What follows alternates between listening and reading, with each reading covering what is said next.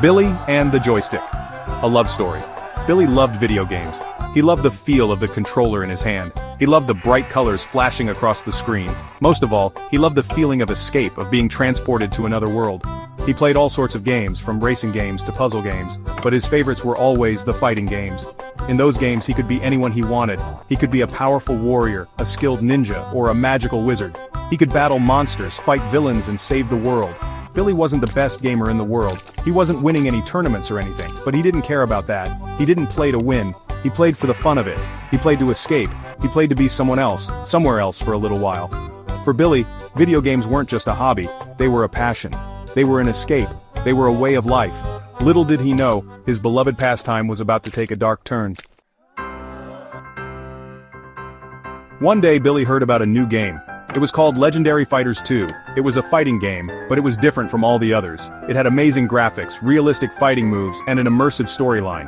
Everyone was talking about it. Everyone was playing it. Billy had to have it. He saved up his allowance. He did extra chores around the house. He even convinced his grandma to give him an advance on his birthday money. Finally, he had enough. He raced to the store and bought the game.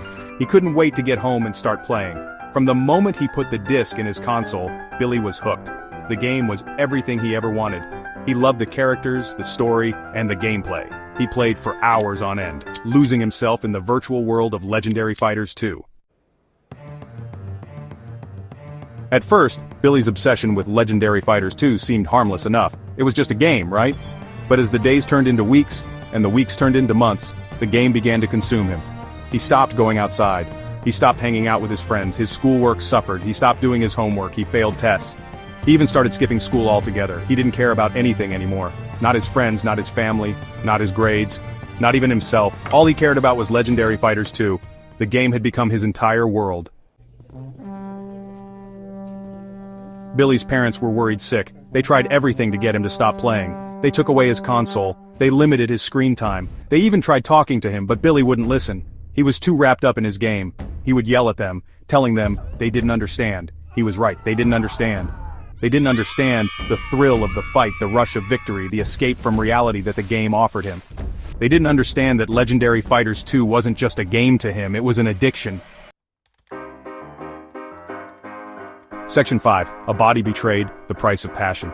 Billy's health began to deteriorate. He wasn't sleeping, he wasn't eating, he was constantly tired, but he couldn't stop playing. He had to level up his characters, he had to beat the next boss, he had to win.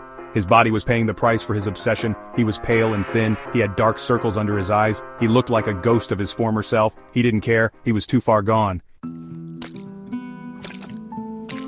Section 6. A tragic disconnect, lost in the virtual void.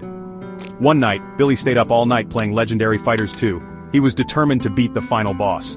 He had been at it for hours, his eyes glued to the screen, his fingers flying across the controller.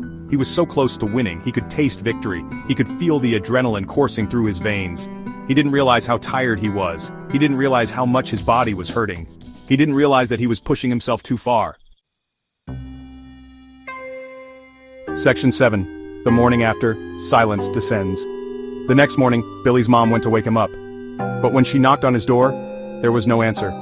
She opened the door and found him slumped over his desk, his controller still in his hand. She tried to wake him up, but he wouldn't budge. He was gone. Billy had died in his sleep. The official cause of death was heart failure, brought on by exhaustion and malnutrition, but everyone knew the real reason. Billy was a victim of his own obsession. Section 8. Picking up the pieces, a family shattered. Billy's death was a devastating loss for his family and friends. They were heartbroken. They couldn't believe he was gone. They blamed themselves, they blamed the game, they blamed the world. They wished they had done more to help him. They wished they had understood. They wished they could turn back time, but they couldn't. Section 9. A legacy of loss, remembering Billy. Billy's story is a tragic reminder of the dangers of video game addiction. It's a story about the importance of balance, of taking care of yourself, and of reaching out for help when you need it. It's a story that everyone should hear. It's a story that everyone should remember. It's a story that could save a life.